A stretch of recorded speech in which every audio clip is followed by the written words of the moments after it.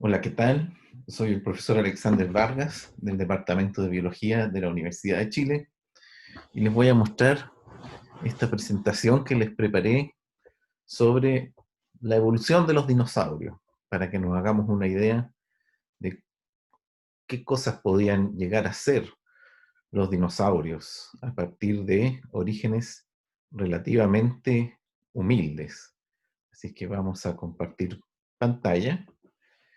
Y claro, la idea de seleccionar las formas más extrañas es poder mostrarles algunos extremos de la evolución de los dinosaurios, pero también aquellos casos que ilustran el quehacer del paleontólogo en la medida que va adquiriendo cada vez más información, es decir, se van descubriendo más fósiles, nuevos especímenes de los mismos dinosaurios, muchas veces que se conocían por algunos fragmentos quizás al comienzo, o dinosaurios que han sido misteriosos por ser tan evolucionados, tan transformados que es difícil saber de qué dinosaurio vinieron, de dónde evolucionaron, por ejemplo. Entonces eso es lo que he hecho para escoger algunos casos. Hubiera querido poner muchos más. Hay más de 1000 especies de dinosaurios y cientos de géneros de dinosaurios, pero vamos a tener que limitarnos a los 30 minutos que son estas sesiones. Bueno, los dinosaurios vivieron entre 225 y 65 millones de años atrás. Esta gran porción de la historia del planeta que vemos ahí, este sería uno de los primeros dinosaurios hasta acá, que se conoce como la era mesozoica. Los humanos aparecen mucho más recientemente que eso, dentro del último millón de años de la historia de vida del planeta. Entonces, realmente los dinosaurios son, digamos, han estado la era mesozoica duró mucho más de lo que lleva ahora la era que siguió, digamos, ¿no? Que es el Cenozoico. Si uno tuviera que describir un dinosaurio rápidamente, yo diría que parece, digamos, algo intermedio entre un cocodrilo y un ave, ¿sí? Ustedes pueden ver ahí este esqueleto, es de uno de los primeros dinosaurios que existieron, el Herrerasaurus. Y en realidad es porque es efectivamente a partir de ancestros que se parecían mucho a un cocodrilo que los dinosaurios evolucionaron y algunos dinosaurios después se transformaron en las aves. Pero por supuesto son características que tienen que ver con la locomoción. Ustedes ven que los reptiles arrastran el vientre, los dinosaurios tienen una postura erguida que tiene que ver con cambios que existen en la cabeza del fémur y la pelvis, entre otros también aquí el número de vértebras que están pegadas en esta zona de la pelvis, el sacro. Los parientes vivos más cercanos, ¿cierto? Los cocodrilos son como el grupo hermano que existe hoy en día de los dinosaurios, y las aves son descendientes directos de los dinosaurios. Ahora las aves y los cocodrilos comparten cosas aún, digamos, que delatan este parentesco que tienen entre sí y con los dinosaurios. Hacen nidos, ¿no? No todo el mundo quizás está tan consciente de que los cocodrilos hacen nidos, como este caimán que tenemos allá a la izquierda, y también cuidan a sus crías. De hecho, tanto en aves como en cocodrilos, las crías avisan antes de que rompan el huevo, hacen sonidos, vocalizaciones, y los padres responden a esas vocalizaciones rompiendo los huevos y ayudándolos a salir. Y abajo lo que tenemos son nidos fósiles de dinosaurios, hacían nidos y también empollaban. Por ahí podemos ver que hay una hembra de dinosaurio encima, o quizás fue un macho en realidad, porque hay machos que incuban los huevos, ¿ok? Está incubando los huevos que están acá. Esto se preservó todo in situ, es decir, este dinosaurio fue enterrado repentinamente mientras estaba incubando sus huevos. Y bueno, a las aves hoy en día todavía tienen escamas, ahí digamos se nota su ancestría reptiliana, que además se nota en el ADN, o sea, si uno compara el ADN, tiene un ADN completamente de reptil, cae completamente entre medio de los reptiles. Y las patas de las aves son prácticamente iguales todavía a como eran sus ancestros los dinosaurios. Aquí podemos ver los tres principales grupos de dinosaurios, ¿cierto? Esto es lo que se llama un árbol familiar de los dinosaurios o una filogenia. Y podemos ver que hacia la base se divide en dos, en realidad, principales grupos. Y de estos podemos decir que hay como tres tipos de modo de vida de estos dinosaurios. Los sauropodomorfos, que son todos estos con cuello largo, herbívoros, ¿cierto? Que llegaron a ser realmente gigantescos. Aquí tenemos una forma temprana que todavía no tiene las piernas tan como elefante, no es tan grande todavía. Los terópodos, que incluyen a los dinosaurios carnívoros, ¿cierto? Los famosos Tyrannosaurus rex, Velociraptor, de este linaje de dinosaurios bípedos es que evolucionan las aves, y un linaje de dinosaurios estrictamente herbívoros, los ornitisquios, que se caracterizan porque tenían un pico córneo y tienen un hueso especial abajo que les hace un piquito como de tortuga, que también tienen una gran cantidad de formas, muchas de ellas acorazadas, con crestas, con cuernos, muy importantes, con sistemas avanzados de masticación también de vegetación que evolucionaron en este grupo. Vamos a empezar por algunas formas del grupo de los dinosaurios terópodos, los dinosaurios carnívoros. Y vamos a irnos con una que está muy cerca aquí de la base. Aquí tenemos esta línea que se llaman los megalosauroides. Y aquí les quiero contar la historia de Spinosaurus aegypticus. El Spinosaurus se conoció en los años 20, creo que se hizo la primera publicación de estos materiales parciales, dista mucho de ser un esqueleto completo, sin embargo es suficiente para darnos cuenta de que tenemos un dinosaurio y que este dinosaurio es un dinosaurio carnívoro, ¿cierto? Ahí pueden apreciar la dentición carnívora, y que tiene espinas muy altas sobre la vértebra. Digamos. Todos nosotros tenemos una espinita sobre la vértebra, si ustedes se tocan acá atrás las van a sentir, ¿cierto?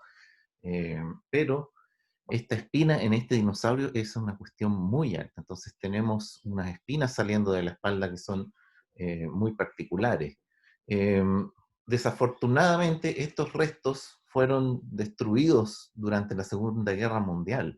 Los fósiles originales de Spinosaurus fueron destruidos en un bombardeo que tocó al museo, ¿sí? Donde estaban depositados. Pero bueno, nos quedamos con las fotos y con los dibujos de esos huesos, y eso permitió en primera instancia, esta es la primera evaluación que tuvieron los paleontólogos. Básicamente se basaron en los otros dinosaurios carnívoros que se conocían en ese momento, pero le pusieron estas espinas, eh, mostrando que tenía esta como vela, si ustedes quieren, sobre la espalda. Y pueden apreciar que es gigantesco, ¿sí? Desde los dinosaurios carnívoros más grandes, eso siempre se supo que era muy grande, ¿sí? Aunque esos restos fueron destruidos, digamos, en el mundo aparecieron otros restos óseos similares de dinosaurios emparentados a Spinosaurus. Y aquí tenemos a Suchomimus y Baryonyx. Y esto empezaron a dar una idea de esta familia de dinosaurios, son los dinosaurios Spinosauridae. Y una de las cosas es que tienen un cráneo largo y un hocico largo que parece el de un cocodrilo, ¿eh? La dentición también parece la de un cocodrilo.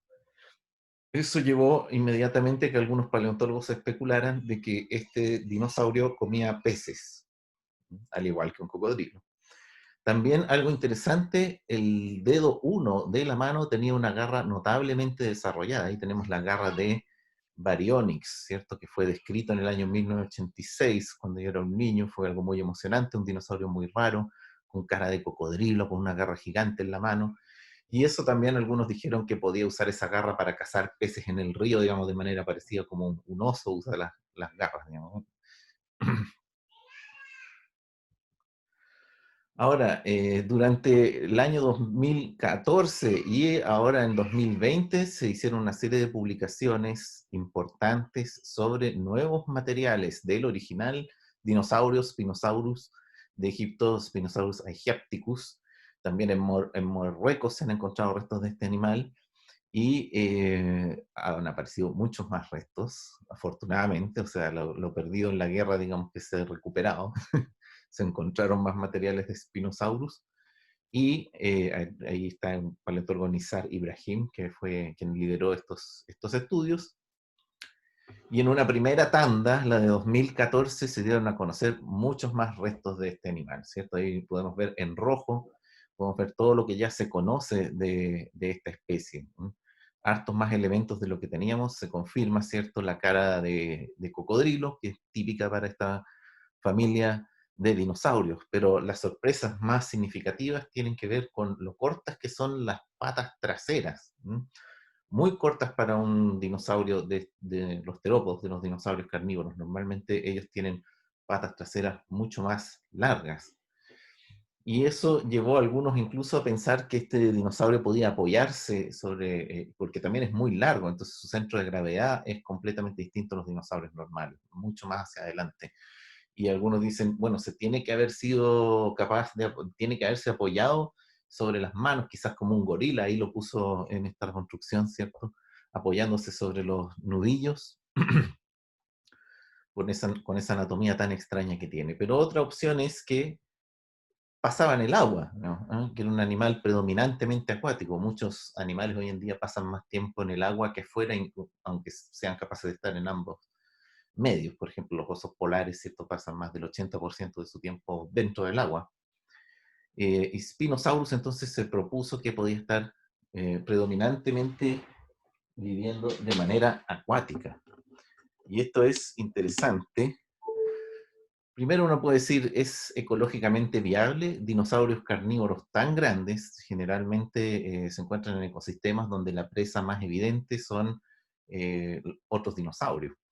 Pero acá, en este ambiente, se han encontrado fósiles de muchos otros componentes del ecosistema que son de gran tamaño y que podrían haber servido de alimento. Esos peces que veíamos ahí, ¿no? Hay peces realmente gigantescos. Ustedes ven aquí el tamaño de un ser humano. Acá tenemos un pez sierra enorme, ¿cierto? El Oncopristis, que podría perfectamente haber sido una buena presa. O este de acá es un pez pulmonado de aleta lobulada, ¿cierto? El Mausonia. Acá también otro pez pulmonado, Neoceratodus, todos bastante grandotes, ¿cierto? Entonces tenía un buen buffet, digamos, que este dinosaurio podría haber comido. Pero hay otras líneas de evidencia más convincentes aún. Por ejemplo, los huesos de este dinosaurio son macizos. En cambio, todos los otros dinosaurios terópodos tienen huesos huecos, que es una condición que han heredado las aves actualmente. Cuando uno es un animal que va a pasar la mayoría del tiempo sumergido, buscando alimento por debajo del agua, flotar significa estar continuamente luchando contra una fuerza que te está tirando hacia arriba. Entonces, en muchos animales que viven predominantemente bajo el agua han desarrollado huesos pesados, esta condición que se llama paquiostosis, para contrarrestar la flotabilidad de los pulmones. Y lo voy a mencionar, lamentablemente no alcancé a poner un gráfico, pero también el contenido de isótopos de oxígeno de los animales se segrega de acuerdo a el estilo de vida acuático o terrestre, ¿no? Los isótopos de oxígeno van sufriendo un decaimiento, ¿cierto? Que tenemos distintas formas de esos isótopos y la concentración en la cual encontramos una forma u otra es totalmente distinta si uno es un animal de vida terrestre a si uno es un animal que vive en el agua y come cosas que están predominantemente en el agua. Y los espinosaurios dan una huella isotópica de animal acuático. Eso es una evidencia bastante dura. Esa es la evidencia que teníamos a nivel de 2014, digamos, de que estos dinosaurios sin duda tenían preferencias acuáticas o semiacuáticas, por lo menos. Pero en 2020 encontraron más restos, más partes que faltaban en el esqueleto, especialmente la cola, ¿no? Y aquí la sorpresa es que la cola es así. Es una cola súper alta que funciona perfectamente para la propulsión acuática. Es como este monito que tengo acá, ¿cierto? Una anguila, un elopomorfo que tengo acá, ¿cierto? La cola de Spinosaurus hubiese sido capaz de funcionar fantásticamente como una forma de nado. Así que aquí tenemos un resumen de cómo fue cambiando, digamos, la imagen de este dinosaurio, ¿cierto? Y ahora en 2020 ya con una bastante certeza de que era un bicho que pasaba la mayor parte del tiempo en el agua, lo cual lo convierte en el primer dinosaurio, ¿cierto? Acuático de la era mesozoica jamás conocido. Ahí tenemos la última reconstrucción del paleoartista Luis Rey con las altas espinas sobre la cola. Aquí hay otra historia interesante. Estos al comienzo fueron solo unos brazos que se encontraron de un dinosaurio terópodo también, que daba a entender, ¿cierto?, un dueño de estos brazos de tamaño gigantesco, pero bastante enigmático, ¿no? Solo teníamos estos restos, curiosamente, algunas otras partes del esqueleto, pero más que nada estos brazos. Deinocheirus mirificus. Ahora, al comparar la anatomía de estos brazos, lo que más se parecía era este grupo de dinosaurios terópodos, ¿no? Los terópodos en general son depredadores, pero aquí tenemos ornitomímidos. Los ornitomímidos perdieron los dientes y se hicieron bastante semejantes a un ave, de hecho eso es lo que significa el nombre, imitadores de aves. Eh, y aquí podemos ver incluso esta forma de abajo que está con las plumas. No es una especulación. Hace poco se han encontrado restos fósiles de ornitomímidos preservados con las plumas, ¿no? Ahora bien, hace poco, también en 2014, se dio a conocer nuevos restos de Deinocheirus mirificus, y esta es la apariencia del animal, realmente curioso. Tiene una joroba, ¿cierto? Enorme, esos brazos gigantescos, con las garras, y este cráneo que tiene una mandíbula muy profunda, llega a parecer como una especie no sé, entre caballo y pato, ¿no? Una cosa rarísima, este animal, digamos, ¿no? Insuperable por películas de ciencia ficción, no son tan feos como este. Aquí tenemos una reconstrucción, ¿cierto?, de distintas reconstrucciones de Deinocheirus mirificus, otro que dio la sorpresa cuando conocimos el resto de su anatomía. Es un ornitomímido, pero un ornitomímido gigantesco, con otras proporciones, no tan esbelto como los demás ornitomímidos, y con especializaciones muy raras de la cabeza y esta como joroba en la sección de la espalda.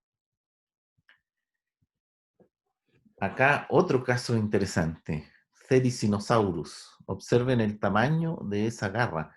Y esa garra y algunas partes de la mano era todo lo que se conocía de este animal. Nada que ver con el Deinocheirus, otra cosa, pero otra cosa tan rara que incluso algunos fueron saliendo fósiles de otras formas relacionadas a esta. Digamos que algunas partes del esqueleto eran las mismas, entonces uno se da cuenta que eran animales relacionados, pero también muy fragmentarios que no permitían hacerse una idea del animal completo. Lo único que sabíamos es que tenía una pelvis que parecía que era del otro grupo de los dinosaurios, los ornitisquios, que les dije yo que tenían un pico como de tortuguita.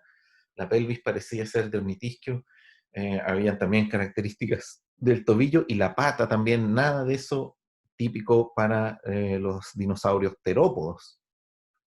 Sin embargo, cuando se encontró mayor parte del esqueleto, se pudo entender que efectivamente esto sí era un dinosaurio terópodo. Esto lo que tenemos acá es un compuesto, es decir, es una idea que tenemos gracias a distintos dinosaurios que pertenecen a esta familia. Ninguno había estado muy, muy completo, pero finalmente se logró llegar a esta idea de cómo eran los ptericinosaurios, con unas garras gigantescas que podrían haber utilizado en la defensa, porque se trata de dinosaurios con una dentición herbívora, ¿cierto? Y una cabeza pequeña, no son grandes depredadores. Aquí algunas de las distintas formas, ¿cierto? Y las partes que se conocían fragmentarias de cada uno, pero después el descubrimiento de Alsasaurus y de Beipiaosaurus proveyeron especímenes suficientemente completos que pudimos tener una idea más total de lo que era el bicho.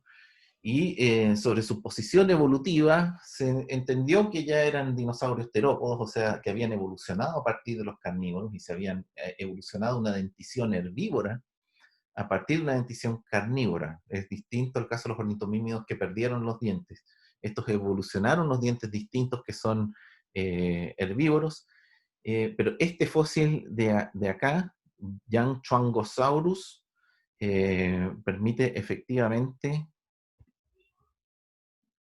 Yanchuangosaurus permite ubicar que estos animales evolucionaron, ¿cierto?, a partir de dinosaurios muy parecidos a los famosos raptores, como los mismos velociraptors, digamos, ¿no? El grupo de los dinosaurios que se llama Maniraptora. Y esta forma primitiva, digamos, todavía tiene muchas de las características, digamos, se parece más a un dinosaurio normal, ¿no? A un dinosaurio normal de los dinosaurios terópodos, pero ya tiene la dentición especializada, ¿cierto?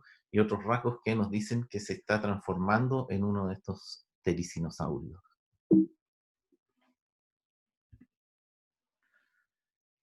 Aquí otro tericinosaurio.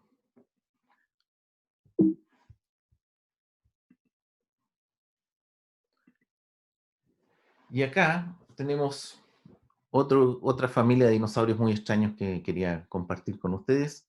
Son los Alvarezsauridae. Los Alvarezsauridae tienen, ¿cierto?, un aspecto muy grácil, ¿no? Casi como el de los mismos ornitomímidos que habíamos visto antes, pero unas características muy particulares, sobre todo en el brazo. Eso que ven ustedes ahí es un dedo, es solo un dedo gigante.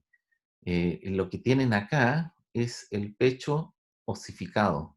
Hay un hueso ahí que se llama el esternón y que tiene al medio un sitio de inserción de músculos, una quilla bien desarrollada. Eso ningún otro dinosaurio lo tiene, digamos. Los únicos que la tienen son las aves que evolucionaron de los dinosaurios, ¿cierto?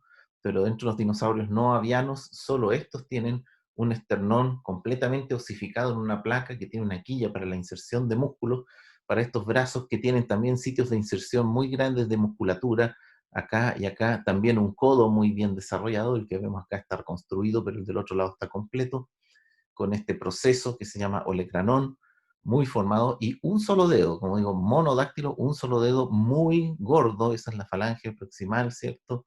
Muy desarrollado.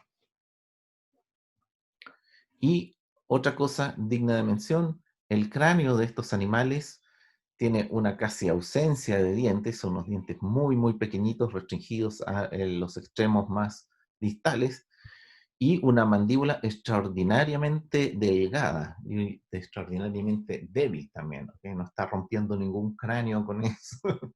Es un animal que tiene una dieta especial. Y paleontólogo Center, creo que es Peter Center, ¿cierto? Que analiza los movimientos de los brazos en los distintos dinosaurios de terópodos, dinosaurios terópodos, eh, notó que los movimientos de este brazo son sumamente especiales, digamos, ningún otro dinosaurio tenía este tipo de movimiento de brazo y propone que estos brazos están especializados para romper termiteros, ¿cierto?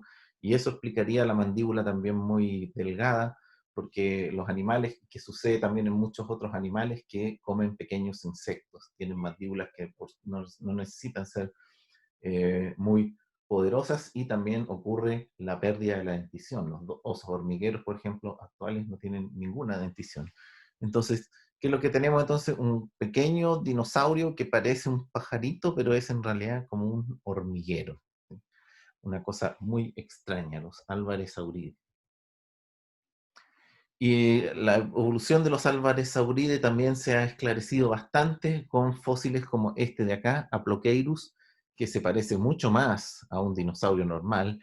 Todavía tiene 3 dedos, ¿cierto? Y no tiene ese esternón osificado que tienen los Alvarezsauridae.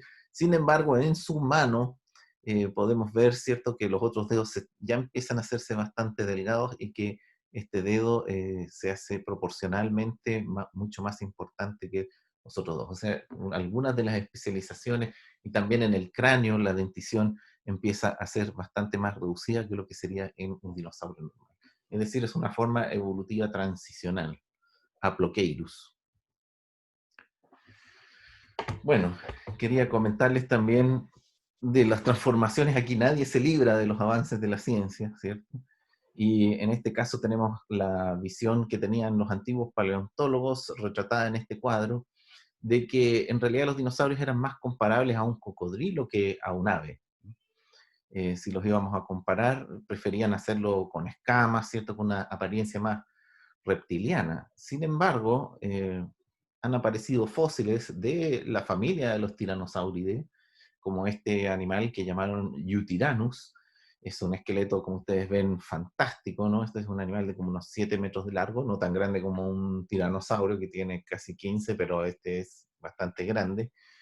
Y ahí ustedes pueden ver, está la cabeza, el cuello, los brazos un poquito desarmados nomás acá, ¿cierto? El tórax, la pierna que está doblada ahí, la cola. Y aquí este circulito está puesto para que pongamos atención. En la cola también se preservan filamentos. Hay preservación de filamentos en la matriz de roca. Y estos son, ¿cierto? Probablemente comparables a los filamentos que podemos observar en algunas aves y polluelos de aves actuales. Entonces tenemos esta especie de dinosaurio guruguru o de Plaza Sésamo, si ustedes quieren, el tiranosaurio de peluche, como ustedes quieran, pero esto no es, digamos, ninguna fantasía, esto está respaldado por evidencia del registro fósil, y no solo en este dinosaurio, sino que son muchos los dinosaurios que a través de fósiles directamente, de evidencia fósil directa, nada de especulación, sabemos que tenían plumas.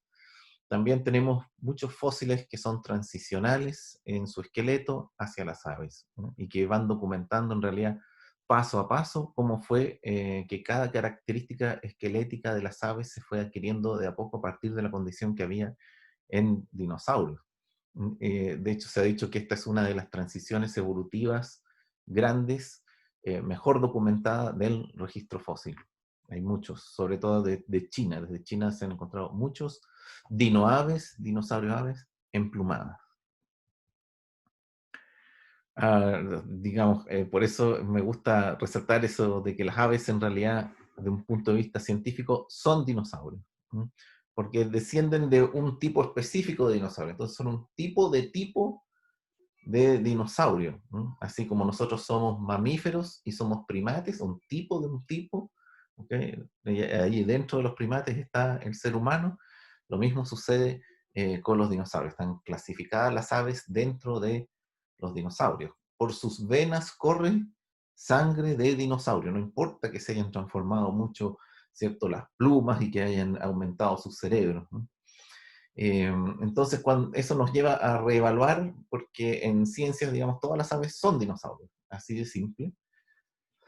Y eso nos lleva a evaluar los extremos de la evolución de los dinosaurios, porque a veces se habla que lo más pequeño que había en dinosaurios son dinosaurios como este, un Saurus patagónico, pero en realidad estos dinosaurios son los más pequeños. Los colibríes más pequeños corresponderían al extremo inferior conocido de tamaño dentro de la evolución de los dinosaurios, ¿no? Y eso no tiene ningún error desde el punto de vista científico decirlo así. Finalmente les quiero contar una historia un poco más cerca de casa, ¿cierto? Porque uno de los dinosaurios más enigmáticos, de hecho yo les he presentado una serie como de enigmas resueltos de los dinosaurios, pero algunos son, digamos, tan problemáticos que permanecen sin resolver. Uno de los enigmas que proviene efectivamente a nivel mundial, y uno de los dinosaurios más importantes que se han descubierto en los últimos años, proviene de Chile, ¿cierto? Y específicamente de la región de Aysén, y acá, ¿cierto? De Chile Chico, y aquí Maullín Grande, ¿cierto? Ya cerca de la cordillera, ¿cierto? En el lago General Carrera, hacia la cordillera, desde el lago hacia la cordillera, tenemos, ¿cierto? El sitio donde se encontraron al comienzo restos de dinosaurios, ¿ok? Los primeros restos que fueron sacados fueron excavados por geólogos chilenos. Los geólogos recogían restos que ya la erosión había soltado un poco de la roca que se encontraban en la superficie. Y estos restos fueron estudiados en colaboración, estos primeros restos que se encontraron fueron estudiados en colaboración con paleontólogos argentinos, ¿eh? Los paleontólogos chilenos todos éramos muy jovencitos aún en ese tiempo. eh, Cuando comenzó esta investigación. Finalmente nosotros fuimos incorporados a la investigación, pero más adelante, porque esto tomó años, más de 10 años estudiarlo. Ya van a ver por qué. Encontraron estos fósiles y al comienzo se creía que tenían varios restos de tipos muy distintos de dinosaurios, ¿sí? La pata era muy primitiva, entonces decían, esta pata puede ser de un dinosaurio carnívoro primitivo, un ceratosaurio, pero la mano era un poquito más especializada, entonces decían, este puede ser un dinosaurio carnívoro, pero este es un tipo tetanuro. Después encontraron el tobillo, decían, este tobillo pertenece a un dinosaurio del grupo de los cuello largos, ¿cierto? ¿Se acuerdan esas tres eh, divisiones? Y hay otras partes del cuerpo que parecían ser de estos dinosaurios, de los dinosaurios con pico, como decía, como de tortuga. Entonces, al comienzo, todos los restos que se encontraban en este lugar estaban siendo descritos como un ecosistema, ¿no? Se suponía que podía haber hasta 4 tipos fundamentales de dinosaurios ahí representados, ¿no? 2 a 3 tipos de dinosaurios terópodos, sauropodomorfos y ornitisquios. Pero cuando fueron a terreno, para retroceder un poquito, con especialistas técnicos en paleontología, ¿cierto? Argentinos más experimentados, ¿cierto? Y paleontólogos dedicados a la extracción de dinosaurios, cuando encontraban un hueso en la superficie, no lo recogían, sino que decían, no, un momento, aquí esto puede ser lo que asoma de algo que hay abajo, ¿sí? Entonces se llevaban todo el bloque de roca, que era un sacrificio tremendo, porque esta es una roca durísima, cortaban todo un bloque de roca alrededor y después ese bloque entero en el laboratorio lo limpiaban, iban sacando literalmente fragmento por fragmento, grano por grano de esa roca durísima, hasta que aparecieran los huesos y el resultado fue que habían efectivamente en el lugar animales completamente articulados, ¿sí?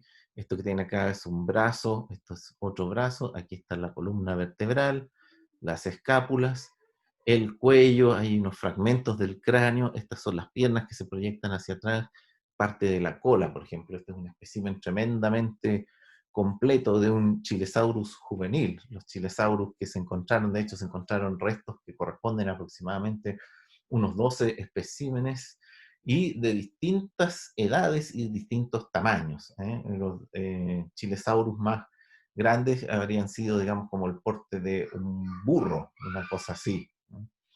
Mientras que los más pequeños, como este, digamos, son unas criaturas como de este porte, digamos, con los brazos que puedo amagar, digamos, el tamaño del chilesaurio.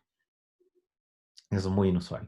Hay muy pocos dinosaurios en toda Sudamérica que se conozcan por varios especímenes, normalmente es uno solo que tuvieron la suerte de encontrar, y varios especímenes de distintas edades. Esto significa que este puede llegar a ser uno de los dinosaurios más conocidos, mejor estudiados que pueda haber en Sudamérica. Aquí más imágenes, ¿cierto? El brazo, que es altamente enigmático. El brazo es sumamente raro porque, y aquí al tiro aprovechamos de destacar una característica del Chilesaurus, miren su garra grandota, pero tiene solo 2 dedos funcionales. Este es un dedo vestigial que ni siquiera tenía una garra, digamos. Y eso de tener solo 2 dedos son algunos dinosaurios que evolucionaron eso. La mayoría tiene 4 o 3 dedos. Los dinosaurios terópodos casi siempre tienen 3, pero aquí tenemos solo 2 dedos funcionales como un tiranosaurus. El tiranosaurus es uno de los casos famosos, pero ellos tienen unos brazos que son vestigiales, entonces nada es raro que también estuvieran perdiendo dedos. Pero acá los brazos no son vestigiales, sin embargo tenemos reducción a solo 2 dedos. Acá tenemos una secuencia vertebral de un Chilesaurus pequeño. Y la gran sorpresa gran es que todos los distintos tipos de dinosaurios que se pensaban, ¿cierto? Yo les decía, ¿cierto? Hasta 4 tipos distintos de dinosaurios que pensaban que podía estar ahí, o más. Cuando encontraron estos dinosaurios articulados, se dieron cuenta que todas esas partes esqueléticas corresponden a la anatomía de un solo bicho. Pero era algo que no lo iban a adivinar jamás, porque absolutamente ningún dinosaurio presenta esa combinación de características, muchas de ellas muy parecidas a grupos muy separados, muy divergentes de dinosaurios. ¿Mm? Por ejemplo, este dedo grandote así, es típico, dedo uno grandote, es típico de de los linajes más antiguos de dinosaurios, sauropodomorfos, herbívoros de estos de cuello largo, o los ornitisquios, los dinosaurios carnívoros, la mayoría tenían ese dedo sumamente reducido. Sin embargo, las vértebras del cuello son idénticas a dinosaurios carnívoros y la mano, de hecho, son de dinosaurios carnívoros ya algo especializados, estos dinosaurios tetanuros. La pelvis, la parte de arriba de la pelvis es como de un dinosaurio carnívoro, pero la parte de abajo tiene una orientación de los huesos que se corresponde a los dinosaurios ornitisquios, los que tenían piquito como de tortuga, como les dije yo antes. totalmente extraño. Mientras que el tobillo, los huesos del tobillo, no se parecen para nada a los dinosaurios carnívoros, a los dinosaurios terópodos, sino que se parecen más a los sauropodomorfos, los de cuello largo, los grandes herbívoros de cuello largo. Es una mezcla muy rara de características de dinosaurios carnívoros, sin duda algunas, pero otras características de otros grupos de dinosaurios y particularmente características primitivas que normalmente no existen en los dinosaurios carnívoros, que corresponden a linajes que se separaron más atrás en el tiempo.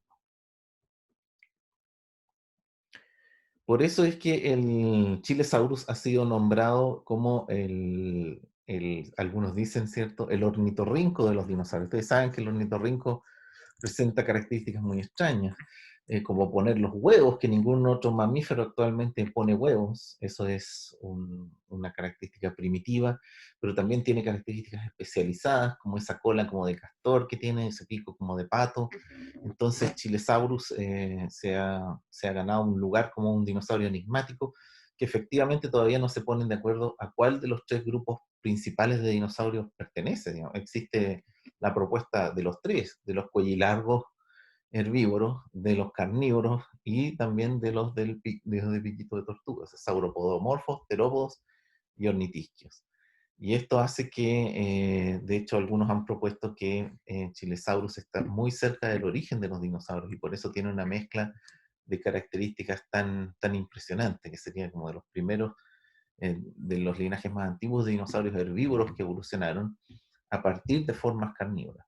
Y otra hipótesis es que es un dinosaurio del grupo de los carnívoros, ya, digamos, bien anidado dentro de ese grupo, pero que se transformó mucho y sufrió muchas reversiones, o sea, retroceder en la evolución. Muchas de sus características retrocedieron a características primitivas que ya se habían ido, pero volvieron en este linaje. Esa hipótesis parece tener más sustento desde el punto de vista de la totalidad de las características morfológicas. Pero bueno, no hay consenso. Todavía está en evolución la opinión sobre este notable dinosaurio. Y bueno, espero que les haya gustado esta presentación. La verdad es que tenía muchísimos más dinosaurios de los que conversar, pero será para otra ocasión. Que lo pasen bien. Chao, chao.